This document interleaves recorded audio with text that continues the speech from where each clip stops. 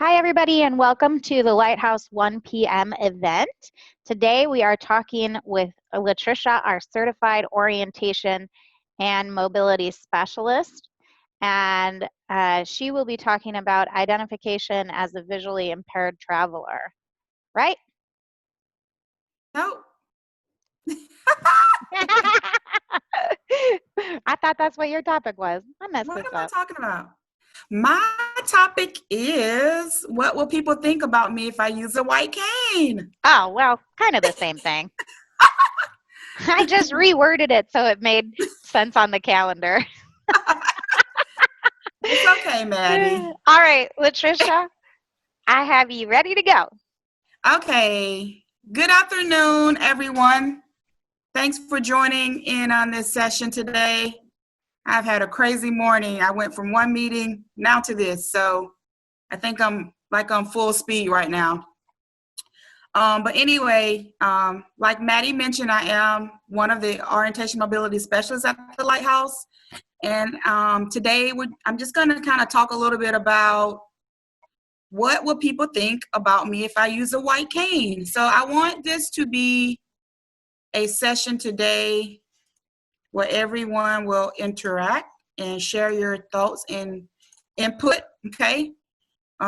So I'll go ahead and get started. So actually this topic is a topic that I hear a lot from clients that I currently work with or I have worked with in the past as an O&M specialist. You know, a lot of them would say, what will people think about me if I use a white cane? And especially for my clients that are visually impaired, low vision, you know, that still have some remaining vision. This is a question that I hear frequently from them. You know, what will people think? Because as we have discussed in previous sessions, you know, some people do not quite understand what it means if a person is visually impaired or low vision. You know, if you say that you're totally blind, most people will understand that, meaning you can't see anything. But when you use the term low vision or visually impaired, because, you know, every person, that term is different. You know, you could have the same eye condition as the next person, but your vision may be totally different. So a lot of times when I'm starting out working with the client, as it relates to orientation mobility, I do get that question from clients that do have some remaining vision. What will people think if they see me use a cane? So, I mean, this topic is one, again, that I hear quite frequently. So, and a lot of times, especially for those clients that still may be driving a car, which as an instructor, when we hear that, sometimes our eyes are like, no. But especially for those clients that may still be driving. And so that is a question of theirs, like, what will people think if I'm, you know, if I'm driving and then I park and get out of the car and I pull out my white cane to walk up to the store entrance? You know, what will people say? How will they feel? And that's a very good question, you know, to ask. So we're just going to kind of chat today and have dialogue about this topic. And I just want to kind of get feedback from other people that are in the session today on your thoughts about this. And we'll just kind of go from there. So is there anyone in the session today that currently uses a white cane? Any type of cane, whether it's a support cane, mobility cane, do you currently use a white cane? Yes. I do. Yes. Okay. I do. Yep. I do not. So Maddie, yeah, I want to make sure everyone is kind of unmuted, please, for this. All right. So that sounds like about I do. people Amy. that I heard. Mm-hmm. Alicia. Okay. So we do have some callers on the session today that are white cane users. So out of any of the callers that are on the call today, did that question ever occur to you, or before you were considering training or thinking about the white cane, was that a thought for you? Whether you are totally blind or visually impaired, low vision, was that ever a thought for you? What will people think if they see you using a white cane? Definitely for me, yes. Okay.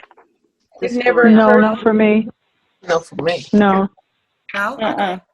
I don't care what they think.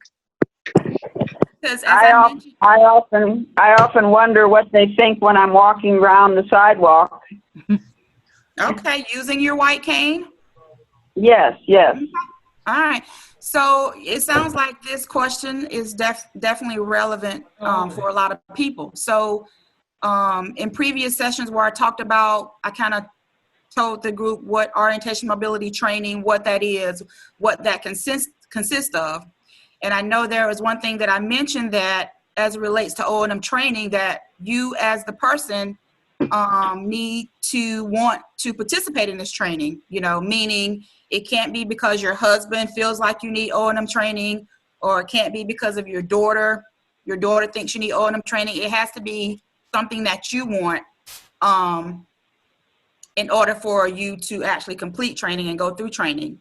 So as it relates to that question, as an instructor, when we start working with the client, first and foremost, we want to make sure that this is something that the client wants and that you're ready, because if you're ready, you're more than likely to follow through, which could mean practicing, you know, the things that you're taught, because that's a big part of O&M training. Once you work with an instructor, the things that we teach you, we expect for you to practice those things between each session.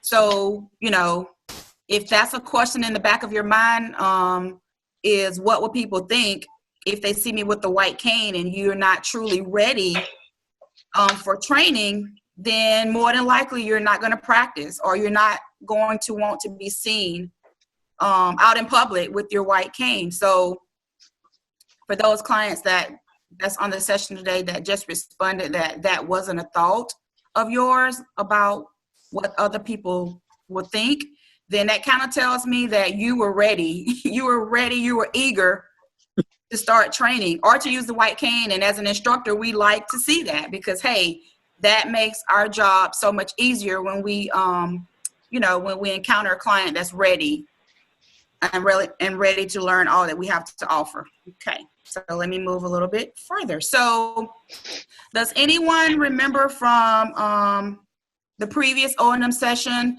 the 3 reasons that I went over of why it's important to use a white cane? A person is blind or visually impaired. 3 reasons why that is important. Can anyone tell me those 3 reasons, or give me one reason? Did someone say anything?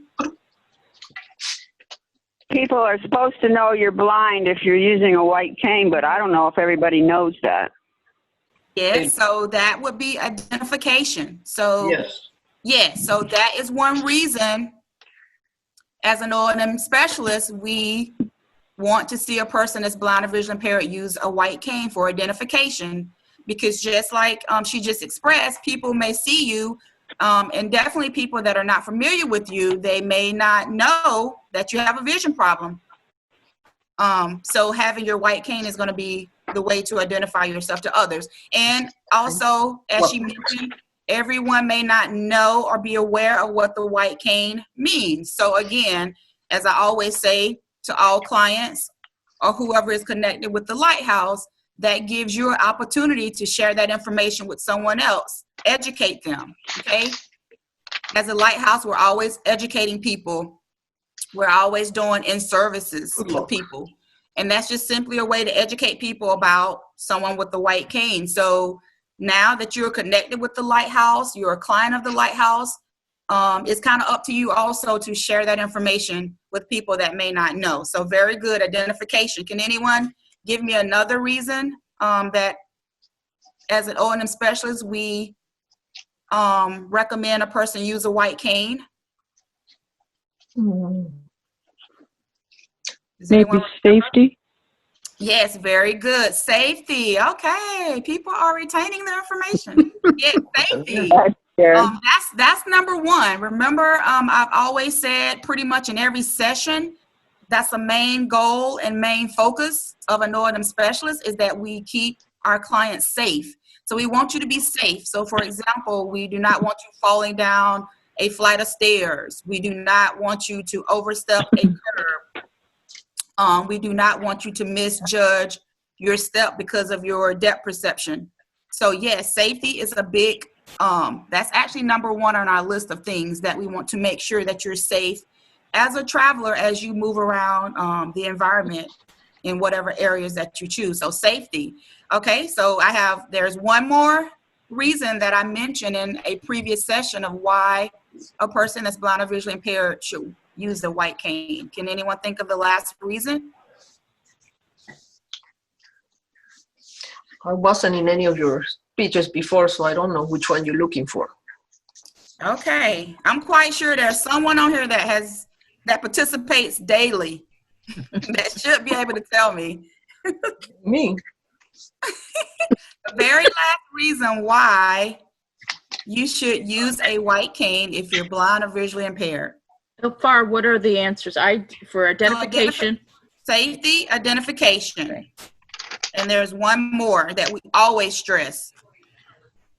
Legally? Independence. Yeah, but that's not the one that I'm looking for. Educational. Did someone say educational? Yes. Okay, that could be a reason. That is not the one that I am referring to, though. This is a big one, and some people may not be doing this particular skill right now, but it's also a good reason to use. Had anything to do with legally? Yes.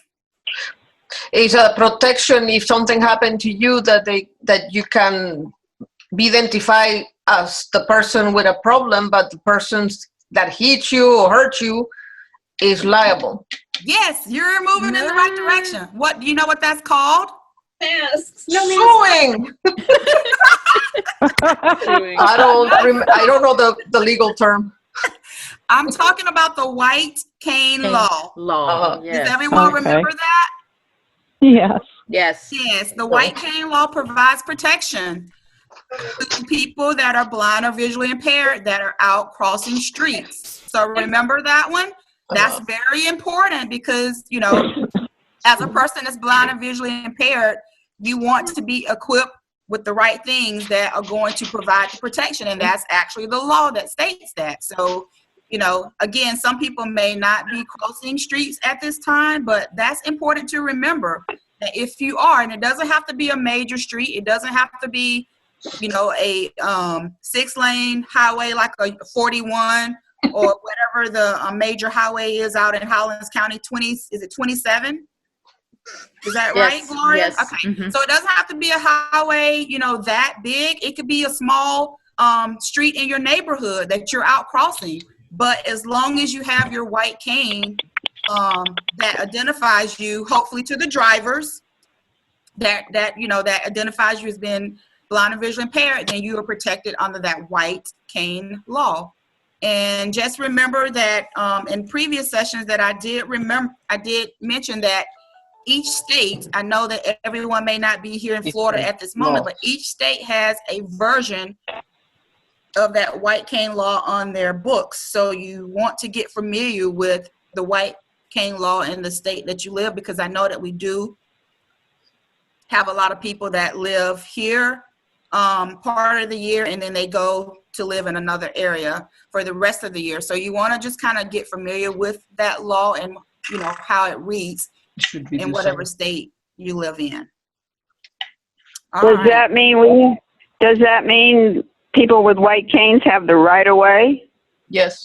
That means that anyone that's crossing a street with a white cane, you do have a right of way. And it means that even if you're crossing the street and you're crossing the street at a time that the light could be green for the oncoming car, okay, it still means that car has to come to a complete stop for that pedestrian. But as I discussed in a previous session, as an O&M specialist, we do not want you to totally rely on a car that could possibly be moving 50 to 60 miles an hour to come to a complete stop because they see a blind person with a cane. So we want to, again, as it relates to training, teach you strategies and techniques so that you're able to keep your own self, yourself safe as well, and not totally depend on the driver. So yes, to answer your question, a driver, as the law reads, has to come to a complete stop for you. But you know, sometimes Don't abuse it.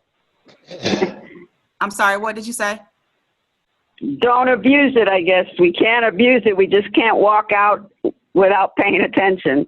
Exactly. You know, just because we have that law there, that doesn't, you know, you shouldn't want to freely just go out and cross the street because, hey, this car is going to stop for me, hopefully. We want to teach you some strategies and techniques that will let you know when that appropriate time to cross the street is, so that you have those. Yeah. Yes. All right, so now that we have covered the 3 reasons why a person should use a cane that's blind and visually impaired, let's kind of move into talking about the white cane. You know, for some people that I have trained and I have worked with in the past, you know, some people say using the white cane can be embarrassing for them, you know, or, you know, they may be afraid of what their spouse may say or a family member may say. Has anyone ever experienced that, where you may be embarrassed or was embarrassed about what people would say about you in the beginning, or you may be at that point now? Yes, I was that way in the very beginning, Latricia. When I remember you training with me and Nikki, I was very subconscious of what, you know, with the cane. I was like, you know, what are people going to think, you know? But I never did think about, okay, I really need this because I don't have that appropriate vision to be able to get to where I need to go. So it has taken some time, but I've gotten used to using, well, I use my support cane more than anything now. Okay, thanks for sharing, Gloria. Is there anyone else in the session today that felt kind of embarrassed in the beginning when you were learning to use the cane? Or is there anyone now that's considering using the cane, but you may feel some type of way about it? I'm considering using a cane, Okay. and I just haven't gotten my support cane wrapped yet. Okay. And that's what I need to have done, is get the tape and have it wrapped. Okay. So what are your feelings? Do you feel, do you think that you would feel embarrassed about that once your cane is wrapped, that's going to identify you? Or will you just be happy and bubbly? And I don't think, right now, since I don't have it, I guess I don't think about it. okay. I'll have to answer that when my cane is wrapped and I use it a little bit Okay. to see if it's going to bother me. I don't think it is, but it might. Yeah, I don't think it would bother you just from kind of seeing you in some of the sessions. I think you're definitely ready to go, and you're really, you're excited about using the white cane. So I don't see you being embarrassed. Is there anyone else on the call that wants to share their feelings about using the white cane? Did you experience that, or what were your feelings? Alicia speaking. I never felt embarrassed. But what I did feel was the idea that if you were in a public bus and using a cane, you were a more easy target to something happen to you. Yes, thanks for sharing that, because that's going to be one of the things I'm going to discuss today also, okay? But thanks for sharing that feeling during this session. I'm going to actually cover that a little bit later on in this conversation. Okay, good. I have felt, Alicia, this is Debbie. I felt that way too. On occasion, that it makes me a target. Okay, we're going to talk about But that. I kind of overlook it, and I took some self-defense courses. You have to overlook it or you don't go anywhere. Right. That's right, exactly. So, and I took self-defense, so I feel better now. So yeah, so you know, if you have felt embarrassed or if you feel embarrassed, that is common. You know, it's common for people to be seen with the cane, that, you know, to be considered. I'm sorry. If you feel embarrassed to be seen with the cane, that's something that's common. So consider your own reaction that you may have if you saw someone else walking with a cane or a guide dog. You know, how would you perceive that person? So, you have to kind of think, first, safety, using the cane again will provide you with safety as it relates to you moving around. So a lot of times I would tell clients, it's better to, I guess, what would you be most embarrassed by? Whether you would be embarrassed by using a white cane or walking in a crowd of people and tripping over something and potentially landing and hurting yourself. So you have to kind of outweigh which to you would be the most embarrassing, whether you're trying to use a white cane to protect yourself, or if you're not using a white cane and you potentially trip over a step or a curve and you fall and injure yourself. So you have to just kind of look at it from two different perspectives. Again, I know that for the clients that are low vision, because your vision changes, where maybe you may carry a cane at night as opposed to using a cane in the daytime, because your vision may change at night to where you can't see things as well.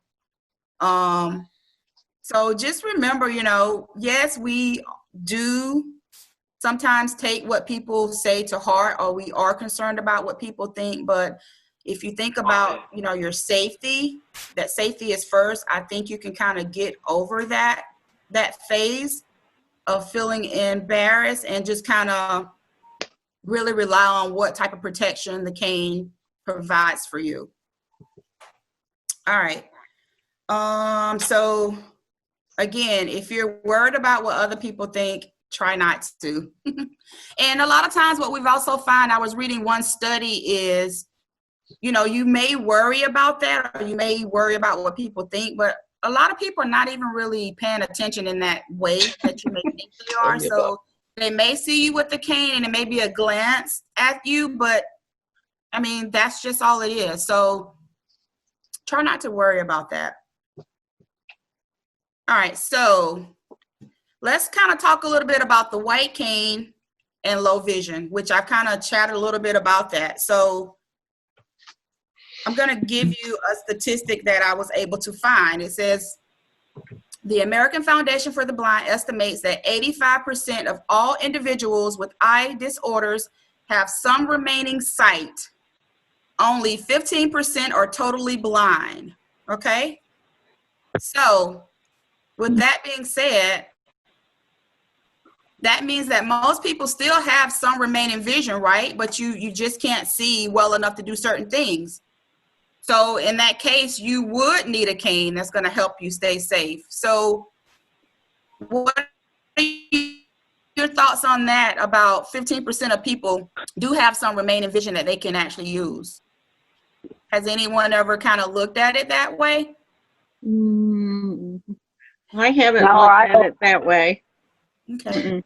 Because again, I know in my experience, and I've been working in the field for 19 years plus, most of the clients that I have encountered that's a little iffy about using a white cane are my clients with, some remaining vision, because they may be worried about, again, what people may think. And, it may be a family member that's saying, well, how can you see this, but you can't see that? So that may give them some type of feeling like, oh, well, do I really need this, because I can't see this and I can't see that. So in my experience as being an O&M specialist, that's the group of people that I have seen that are kind of resistant to using the cane, is the clients that do have some remaining vision, and may feel like, should I be using this cane because I'm not, totally blind, but, there are situations that they may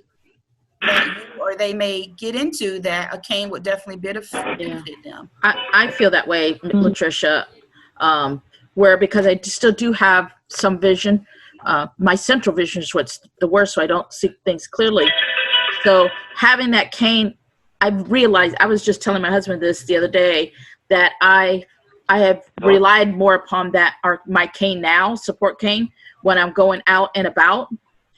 And it makes me feel a little bit more, I know not everybody knows what the red and white cane is, but it's a good opportunity to tell people what it is when they do ask you. Or Europe, some people do know, so they'll know I have some sort of vision loss when I'm out. So it's not quite as difficult when I'm out and about, but it is something, a process you have. And I've had training, I guess my training was back in 2012 or maybe in 2011. So all that time, and it is just now getting me to the point now where, okay, I need this and I know I need it. And I'm not so, at first I was kind of embarrassed to have to use it because like you said, I did have some vision. So I didn't think I really needed it, but knowing that it helped, and people ask questions. Most of the time people ask, if they see that, what does that mean? Or, why do you use that or whatever? Yes. Yeah. And just to piggyback off of you, Gloria, some people with low vision do worry that if they carry a white cane, people, would think they're cheating, or that, some people think that people that are blind or people that are totally blind are the only people that should be using a white cane. That is a belief, common belief in some people. I don't doubt it. Yeah. But like, again, the fact is that majority of people with vision problems have some remaining vision, so so with that being said, that doesn't mean that only a totally blind person should be using a white cane. So again, that may be the belief of some people, but it's not the belief of everyone. So again, if you as a person is visually impaired, you're having problems moving around mobility wise, that's a choice that you need to make. Because again, the top priority as it relates to the O&M specialist is we are concerned about the safety, of clients moving around. So, people may say something, but you can't really let that be the determining factor. And that can even be, again, a family member, that may question you as to whether you need to use a white cane. I feel like you as a person should be the one deciding that, just as we see some clients that come in for training and they come in because their daughter brought them in, this should definitely be something that the person wants. Okay. Maybe else on the session today have anything they would like to add as it relates to, because you have some usable vision, your feelings about the white cane? I have a comment. This is Alicia. I think that anyone in any condition, sight problems or hearing problems, should be able to use anything that is available to make their life easier. And don't worry about what people think. If you need a cane, you use a cane. If you need Braille, you learn Braille. Don't let any of these people of mentality, they're gonna think what they're gonna think regardless of what do you do. Exactly. Do what is the best for you. Yeah. Right. But you would be surprised at how many people consider not using a cane because of what other people would say or what other people think. And a lot of times, again, it's family members, that may be giving them negative energy. So, as a specialist, we are here to encourage you, to educate you, so that you can make the best decision for you, okay? Because I feel like you're, as a person, that you're more than capable of making a decision like that. Because again, we want to keep you safe. This is Amy speaking. Sometimes people might think that the cane is in the way, whereas you could use them as a human guide. And so they might not appreciate you having the cane or using the cane. Right. But it makes you feel more independent if you have the cane and don't have to hang on them all the time. Exactly. Yes. That should be a good point. Yeah, that was one of the things that someone mentioned about having your independence, Yes, it's okay to use human guide, we teach human guide, okay? But there are times when maybe you want to go off and explore a part of the store by yourself, or go out for a walk by yourself. And if you have gone through training and you're more than capable of doing that, that's a sense of independence for you. You can take your cane and walk a route that you've been taught and you know how to do that safely. So yes, having that sense of independence is something that we also teach, but it just depends on the situation that you're in, where maybe could be a family member that wants you to totally rely and depend on them to get you from point A to point B. And we're trying to teach you the opposite of that. We want you to be as independent as you can, because most of the time we see that in you. And sometimes it's just a matter of training, with us, where we're able to pull that out of you. I can just say, for example, first starting out with the client that may be a little hesitant with using the white cane, but once they start training, we get out in the community, we go to different places, their confidence start to build. Then they start to feel great about using the white cane. Just to make a comment as well, that I think a lot has to do with your mindset as being accepting that you have this vision loss, and ready to accept what you need to do to be able to continue on a daily basis with some kind of help, with, whether it be a cane, whether it be a guide, whether it be a dog or whatever. And I know that for my own self, to be accepting of it first. So it's within yourself. Okay, I'm ready to get that help, because if you go in, let's just say you go in and somebody tells you, you should take this class because of your vision, whatever, and you go and you're not in it, you're not really ready to receive any and accept what the help is. It's just like a waste. It just sits, it goes one ear and out the other.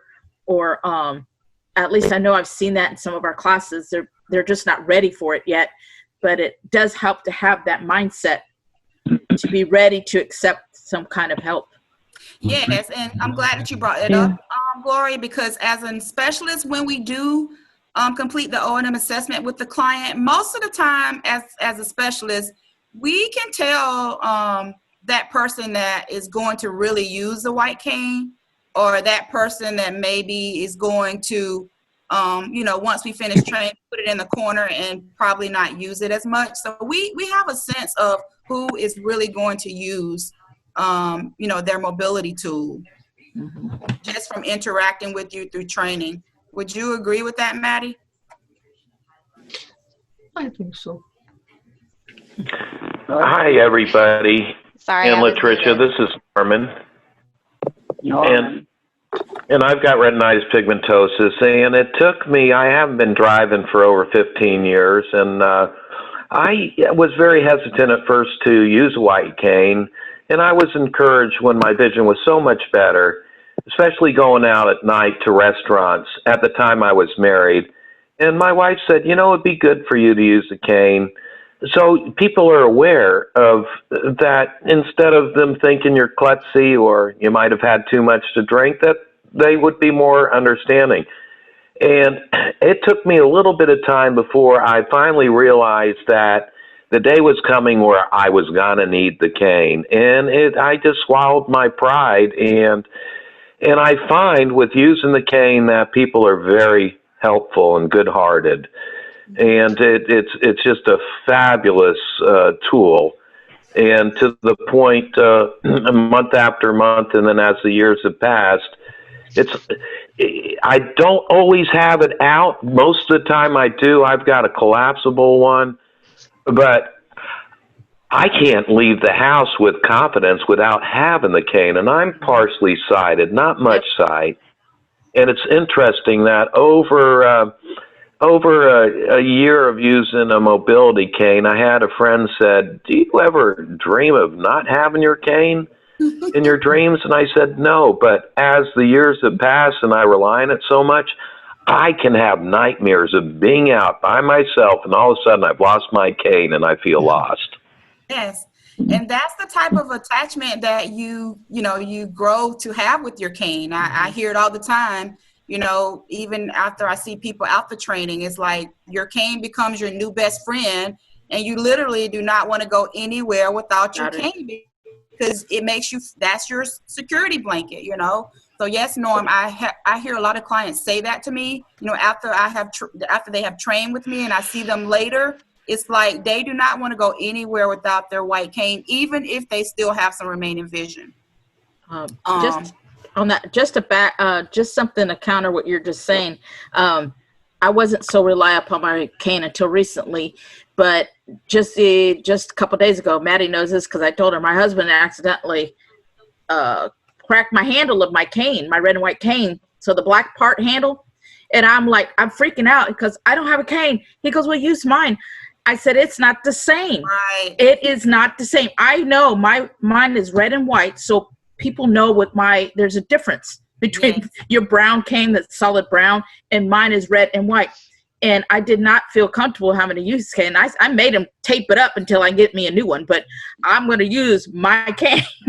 Yeah, that's a good point, Gloria, because as an O&M specialist, when we do go out to see certain clients, clients that use support canes, and they may say, well, I already have a cane, and it could be a pink cane or a flower cane or a purple cane.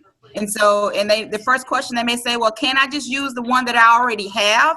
And I instantly say, yes, you can continue using that one, but I think you were just telling me about people are not aware that you have a vision problem. And, when you ask someone for help and you have this purple cane and they look at you like, why can't you pick that item off the shelf yourself? So as I go, on to explain to the client, like having the red and white cane, that represents someone that's blind or vision impaired, as opposed to going in the store with the purple support cane.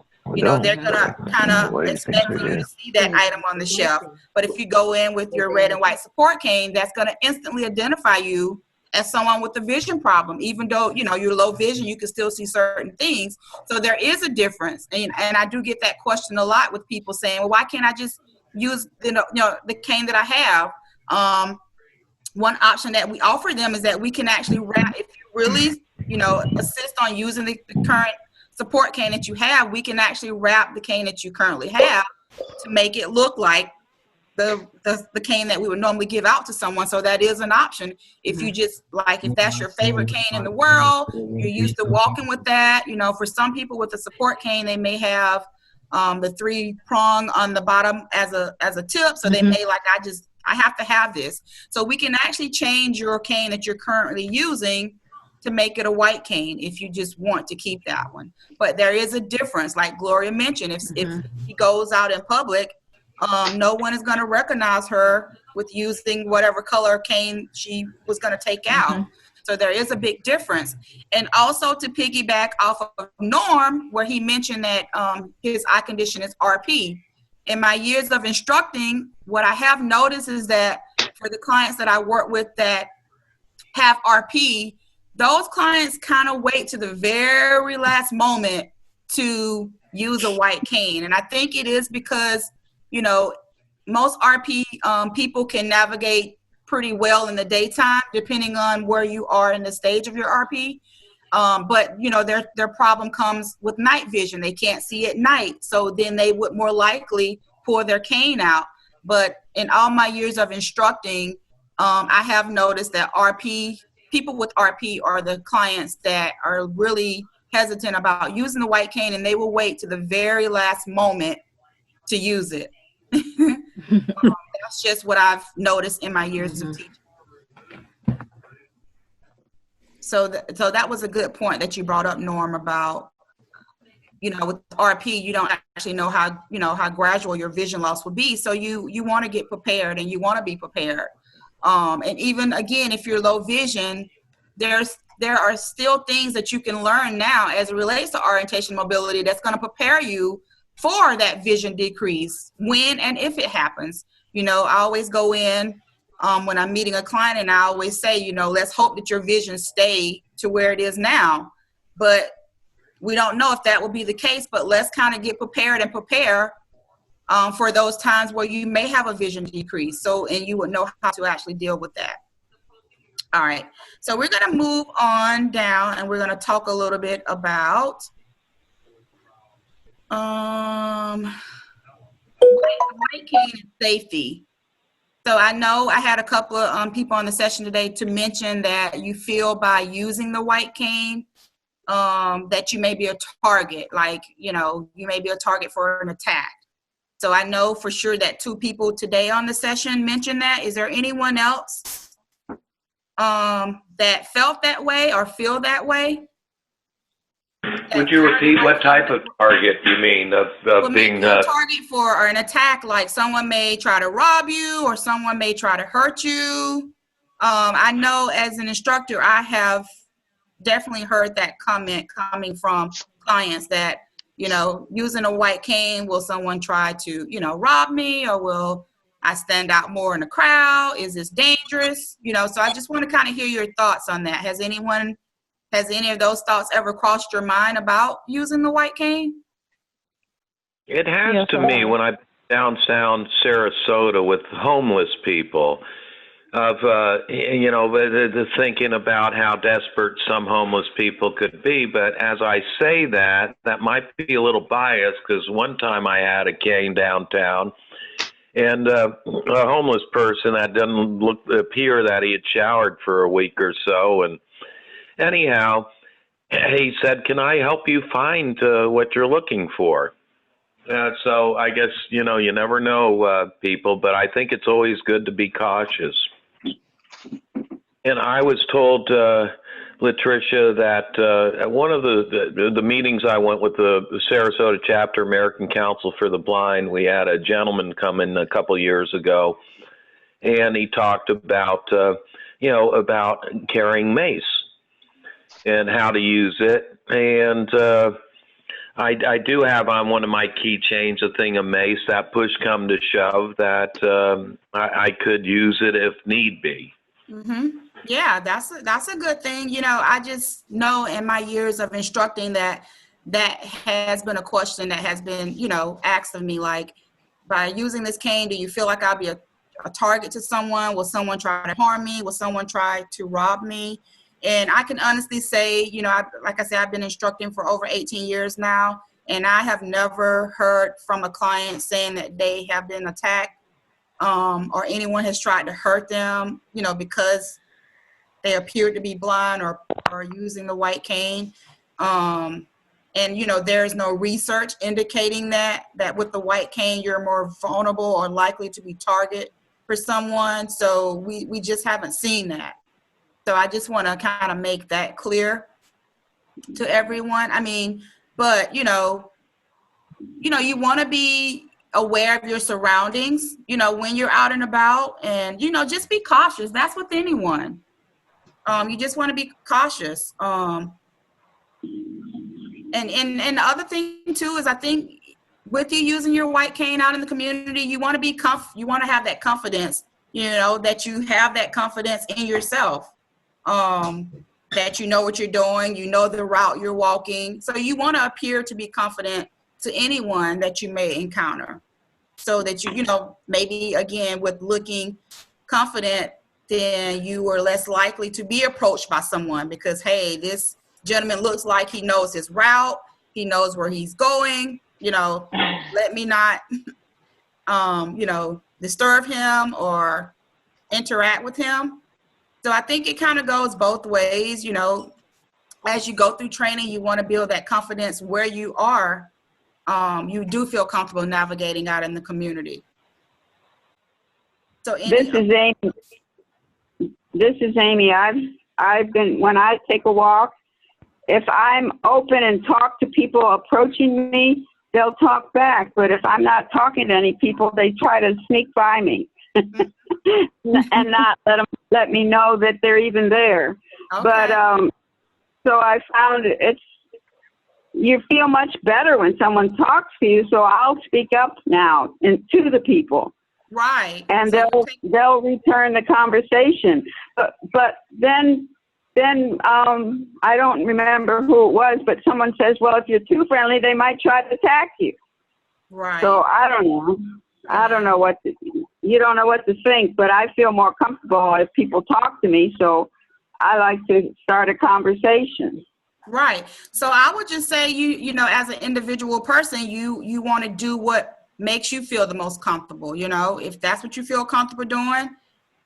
Yeah. Starting a conversation with someone that may be close to you or on a route with you, and that makes you feel comfortable, I don't see anything wrong with that. You know, another person on the session today may feel totally different about that. You know, my advice to everyone is just, to be cautious, be aware of your surroundings. And, especially for those that still have some usable vision, just kind of scan and look around. Just be alert. That probably would be the best advice that I could give you. And also, I've had clients also to ask, should I use my cane as a weapon? When we start training, that's the first thing I say, like, don't use your cane as a weapon unless, you are in danger. Yeah. I would say use by whatever means necessary to keep yourself safe. And I know that there are like self-defense type courses that people that are blind and visually impaired could take, to protect yourself. So that may be something you may want to consider, learning some moves that could protect you if someone tried to, attack you or mug you or something like that. I remember when I was involved with transition students, that was definitely something that I set up during the summer for the students, where they went to this self-defense class and they taught them self-defense moves, particularly that a blind and visually impaired person can use. So, if you're feeling, vulnerable, or you're feeling, like you're not safe when you're out in the community, that may be something that you can consider, learning some moves that you can use in a case, in a case like that. And definitely, like I say, if there's a situation where you feel afraid or you feel threatened, hey, use that cane as a weapon. Go for it. I did take classes. This is Debbie, and I found it very helpful. It made me feel a lot better. Self-defense? Yes. Okay. And my best friend's husband. I'm sorry, what? How long ago was that, Debbie? Oh, probably 4 years ago. Okay. My best friend's husband is a police officer too, and she also knows a lot about it, and so we kind of go over things every now and then. Okay. So it's helpful. Yeah. I definitely don't think that's a bad idea, is to learn some type of self-defense moves that, if you are encountered by someone while you're out and about, that you could actually use and try to protect yourself. But again, like I just mentioned, that there is no research that I have seen that shows that a person that's blind or visually impaired using a cane has been, attacked on several occasions. That research is just not there to support that. So please don't let that be a reason that would deter you from using a white cane if you're definitely going to benefit from it. Trying to think. I think I have covered everything as it relates to what will people think if you use a cane. Do I have any additional questions or any additional comments from anyone in the session today? I unmuted everybody so you can participate. Okay. Does anyone Letitia? any other input? Yes. This is Debbie again. I had something happen. I don't always use my cane when I'm out. If I'm alone, I at least take it with me in case I need it to cross the street or I need something like that, because I have some vision. But I was going to dinner with my husband at a hotel, and I didn't take my cane because I thought I didn't need it. And I came through the door, and the man that greets you was standing behind the podium, and I just took my husband's elbow. And the man said to me, "Excuse me, are you okay?" And I looked at him, I said, "Yes." And he goes, "Are you on medication or have you been drinking?" And I said, "No." And he goes, "Are you sure?" I said, "I'm positive." And he looked at me and he kept asking questions. And I said, "We're going to dinner." Mm-hmm. And so the more I thought about it, the madder I got. Mm-hmm. And I never said anything about my eyes. I took a bigger step over the step when I came in. I didn't trip over it, but I stepped over it with a bigger step. But I can feel where my husband's going and follow his gait. Right. So when we came back down from dinner, I went up to him and I said, "Why did you ask me that? All those questions?" Mm-hmm. He goes, "Well, it's a liability." Mm-hmm. And I said, look at me. I am legally blind. And he goes, well, I didn't know that. And I go, well, how would you? Why would you just assume I'm drunk? Right. I was so mad. I was furious. And so I called the hotel owner the next day and told him what had happened. I said, you need to train your staff that people are not necessarily drunk or drugged when they grab somebody's elbow to walk. Right. That there are other reasons for that. And I knew the hotel owner, and he said, oh, I'm so sorry that happened. He invited us out to lunch. I'm like, okay. But, no. But that's the end of my story anyway. That's a good example of someone that definitely is not familiar with human guide, right? Yeah. I mean, it just, Yeah, and I was furious. And it's so funny because even if I'm out and about, let's just say I'm in a different state, okay? Instantly, when I see someone with a cane, it just grabs my attention. Most of the time I'll go over and speak to that person, introduce myself. I want to know, where did you receive your training? You know, what's your eye condition? I just kind of start a conversation. And sometimes I even see people just using human guide, and I instantly know, like, this person has some type of vision loss. And I still would go over and introduce myself and say, you know, so, you know, it just goes to show that we have a lot of educating to do still in the world today to let people know, like, hey, this is what human guide is. This is what it means when you see someone with the white cane. This is what it means when you see someone with the service dog. So we still have a lot of educating to do as it relates to people in our community. So that's a perfect example, you know, where there's always an opportunity to educate someone. So hopefully that young man will not do that again, you know. I hope not. Yeah, see someone using the human guide technique. Yeah.